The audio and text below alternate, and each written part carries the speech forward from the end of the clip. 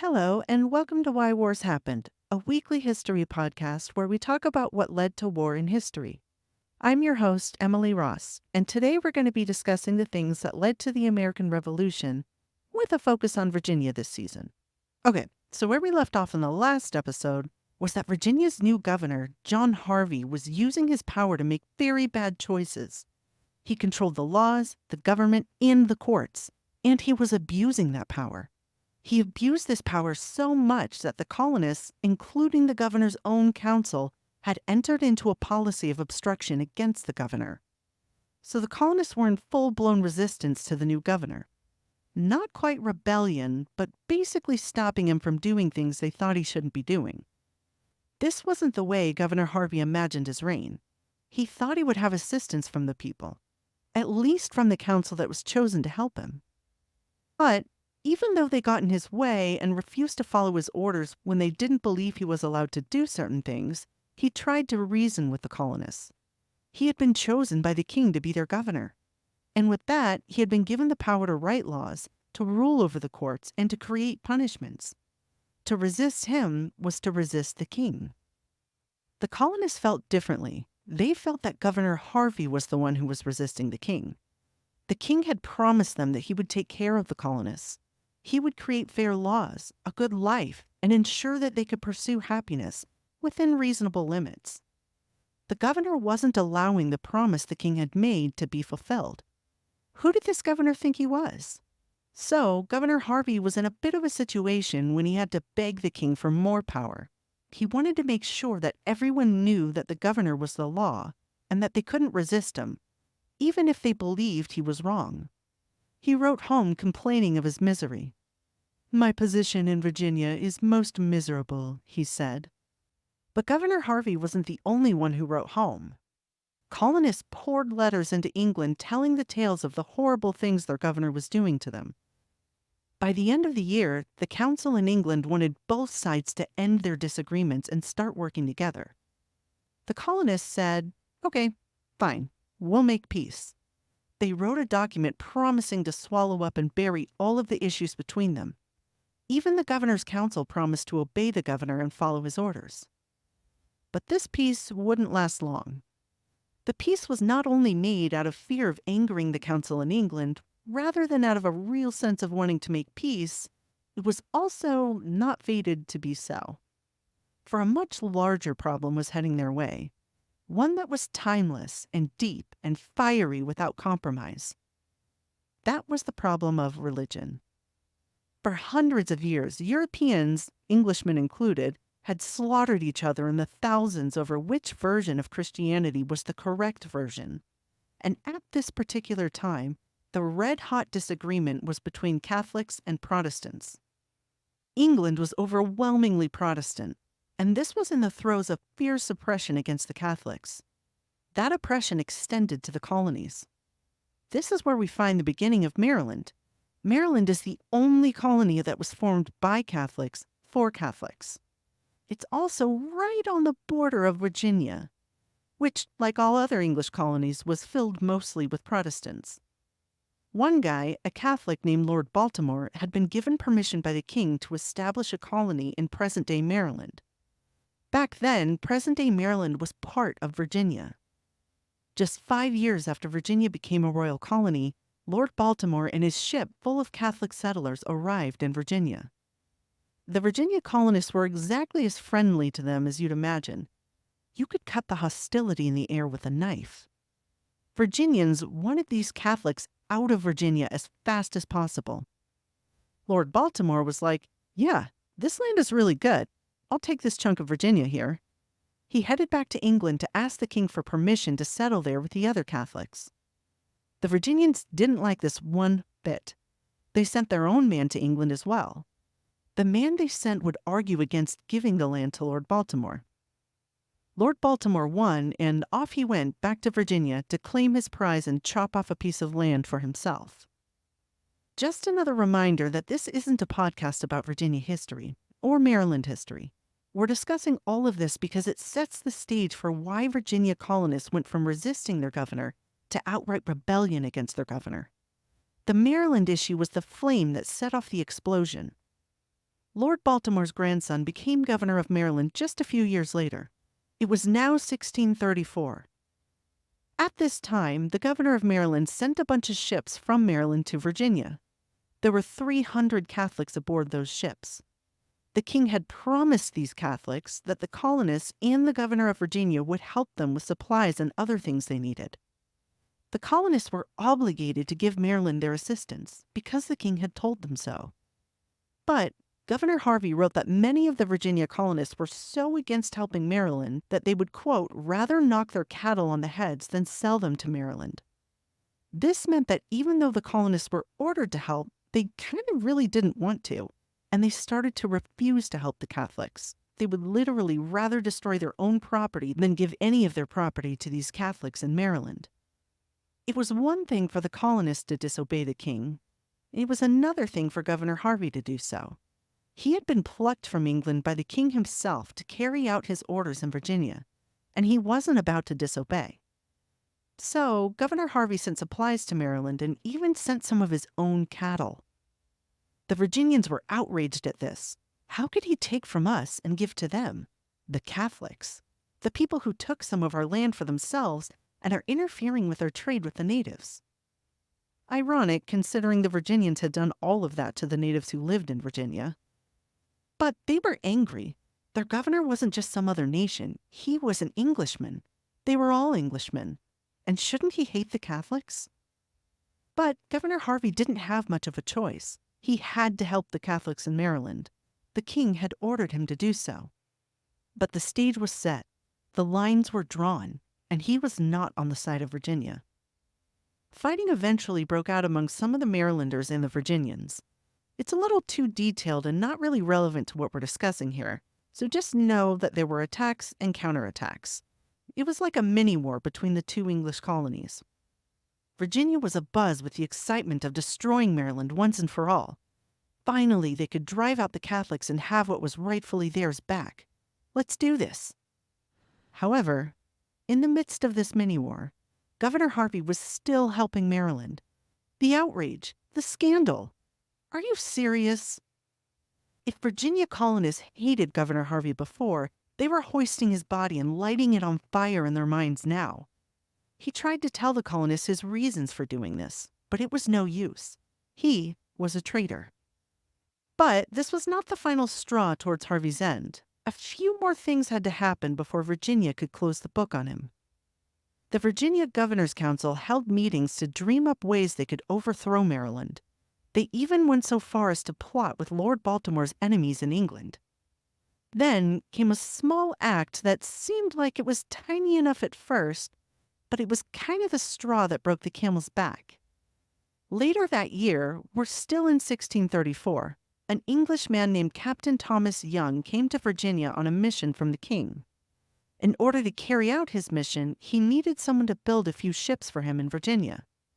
So Governor Harvey found a servant living in a Virginia household who knew how to build ships.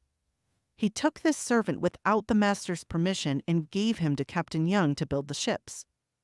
This was in direct violation of a law in the colony that said the governor couldn't make any colonist do any work for him unless the colonist agreed to it. Angered by this blatant disregard for the law, the governor's council demanded that Harvey answer for his actions. Governor Harvey replied that Captain Young was on a mission for the king, and that the king had given Captain Young permission to use any person he wanted to in the colony, so he wasn't breaking the law. The council told him that this was a terrible way to do things and that it would breed ill blood in Virginia. But the ill blood was already there. And it wasn't just from the colonists. His own council hated him. He was denying the council their rights, using them like a tool for his pleasure and punishing them if they didn't do as he commanded. The council members complained about Governor Harvey taking people's houses and striking fear into the minds of all men in the colony. The ill blood wasn't just on the governor's council side. The feeling was mutual. Things got so heated between the governor and the governor's council that at one point, Governor Harvey struck one of the council members and knocked his teeth out. Even through all of this, Governor Harvey wrote to the council in England that he was being crazy patient with the council in Virginia. He was being a gentleman and was courteous in all disagreements. When the next year, in the spring of 1635, he was forced out of his office, the complaints against him were so numerous that it became necessary to gather the assembly and talk about all of the complaints. Maybe the council in England believed Governor Harvey. Maybe they didn't. That would all be determined in a dramatic showdown in London a bit later.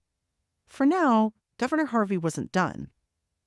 Remember when years ago, King Charles asked the colonists for all of their tobacco?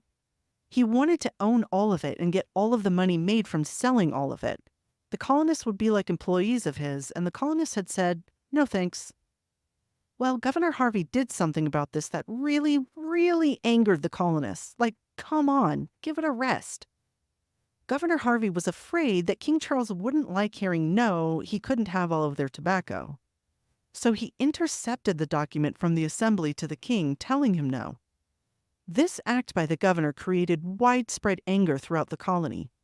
The governor didn't have the power to stop communication from Virginia's government to England. The time of the end had come, the end of Harvey in Virginia. Almost. Hold on to your butts. This one's a doozy. By the end of that year, the governor's council was holding secret meetings to discuss the troublesome governor.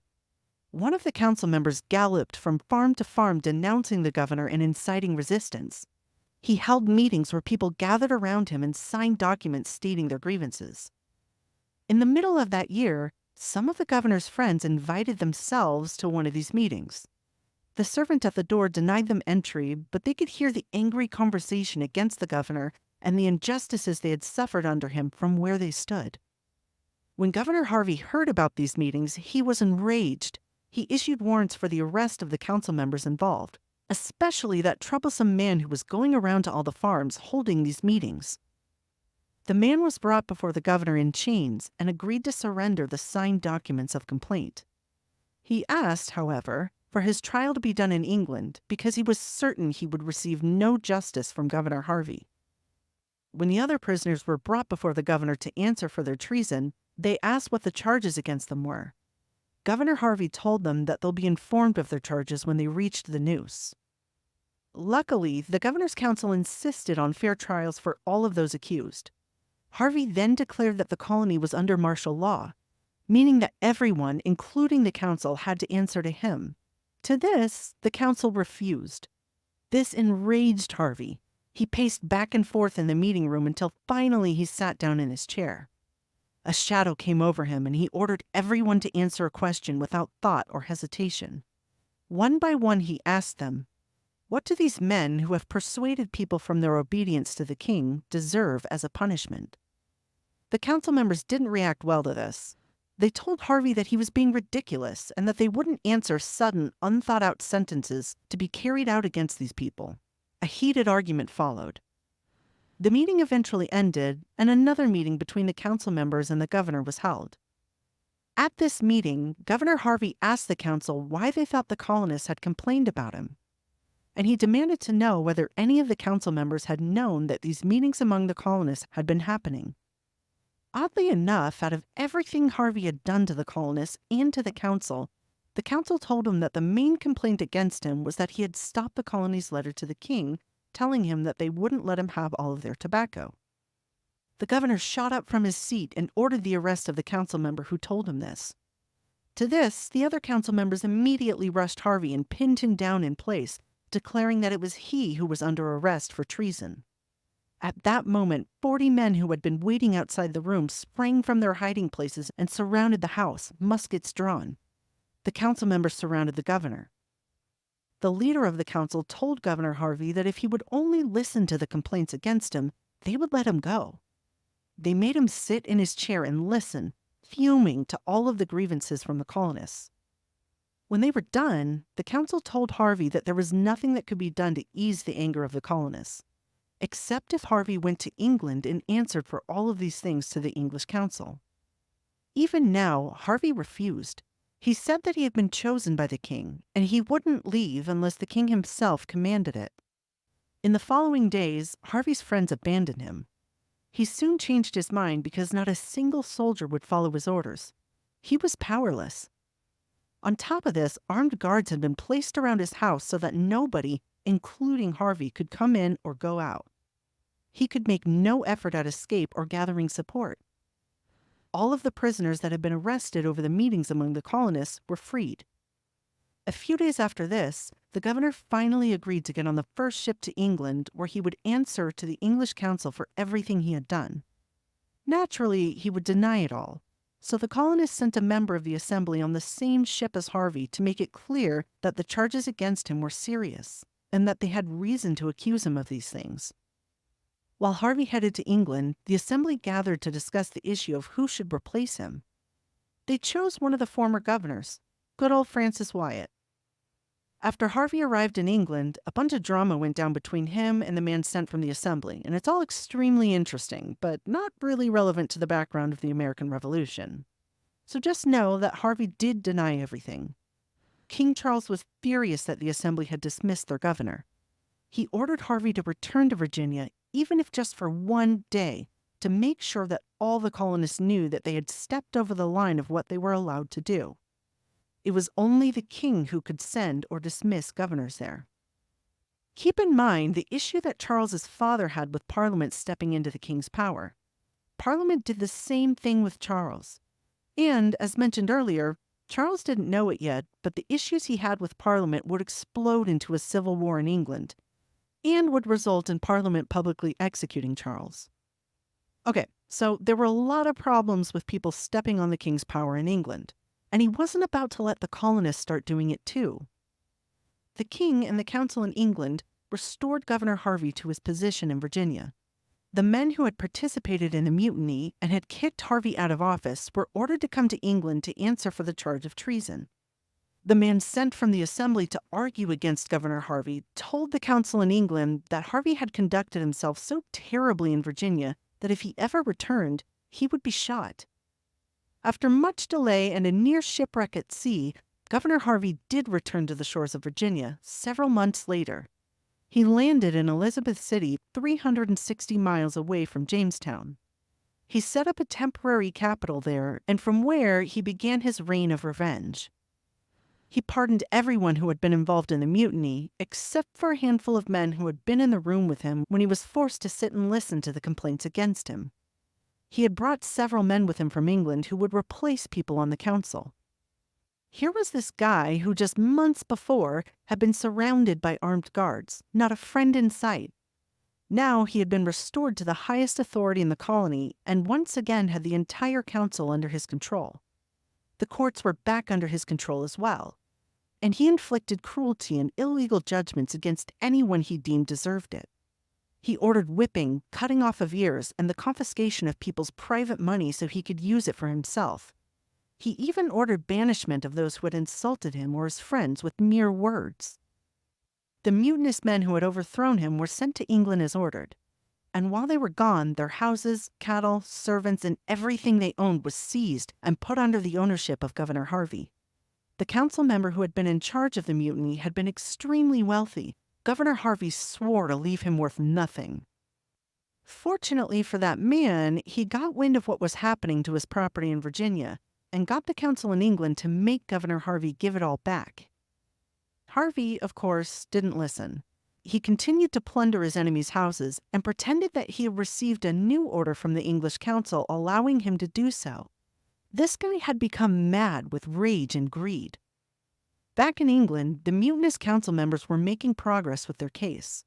The king seemed to have forgotten all about it and busied himself with other things. The council members were easily able to find important people in England who would side with them. Reports against Governor Harvey came from everywhere in the colonies. The accusations poured into England. The taverns and streets were flooded with talk against him. Harvey complained that the king should know how much I, quote, groan under the oppressions of my prevailing enemies who proceed against me as to tear me from my house in an unusual way of inviting my creditors to clamor. Ironic, considering that this is exactly what he had done to other people. In fact, he had been even more unfair in tearing houses away from people without so much as a trial or complaints. Within a few months, the English council had agreed to drop the charges against the mutinous council members. They also agreed that Governor Harvey was a terrible person and had done terrible things. They ordered that he was to be removed as governor. They also approved Francis Wyatt being governor again. This was the man the Assembly had chosen when they kicked Harvey out. He had been governor of Virginia long before this, and the people loved him. He was a good choice and a relief for the people there. Finally, nearly 2 years later, Governor Harvey received an order telling him to give all of the houses and belongings back to the people he had taken from them. This time, he could no longer pretend he had orders to continue what he was doing, so he had to agree. He gave everything back to those he had robbed. When the new governor was in charge, he wasted no time in bringing charges against Harvey, who was brought before the courts and made to answer for what he had done. Governor Harvey was once again placed under armed guard. He complained about being watched and said that he wished to return to England where he could live in peace. He was eventually allowed to return to England, and once he got there, he lived in anything but peace. The governor's rage and vile temper hadn't been tamed. He caused such a commotion about what he believed was injustice done against him that he got the governor who replaced him removed from office. The poor colonists had just 2 years of this new governor's governorship. 2 years in which they enjoyed a fair, compassionate leader. The colonists had wanted him to continue being their governor, but they still needed the permission of England to make it so. They were completely unable to control who ruled them and who would use them for personal feuds. And now they had to wait for another governor to be chosen by the king. That man was Sir William Berkeley. Governor Berkeley's reign as governor would end in a similar way as Governor Harvey's reign. But his story is more of a beloved colonial hero who sank to becoming a dark Sith Lord that is to this day remembered as one of the worst governors America has ever had. That's all for today. Thanks for tuning in. Join us next week when we discuss Governor Berkeley's early years in the colony and the hard position Virginia took when it came to the Civil War in England. Subscribe so you don't miss the next episode, and comment your thoughts on this episode below. See you next time on Why Wars Happen.